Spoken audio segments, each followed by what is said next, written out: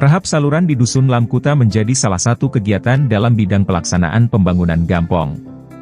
Kegiatan ini dilaksanakan dengan menggunakan anggaran DD tahap 2 yang tertera pada APBG tahun 2023. Kepala Desa Bapak Mursal menerangkan bahwa saluran tersebut perlu direhab dikarenakan airnya tidak mengalir yang dapat menjadi sarang nyamuk. Ditambah kegiatan rehab saluran menjadi usulan utama dalam Musrenbang Desa pada awal tahun 2023.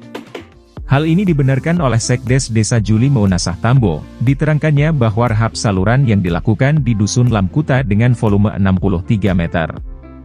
Bentuk kegiatannya yakni menambah ketinggian dinding dan menambah ketinggian lantai agar air limbah dalam saluran dapat mengalir. Selain itu, bentuk antisipasi yang telah dilakukan oleh pemerintahan Gampong Juli Maunasah Tambo yakni pembersihan saluran jalan desa.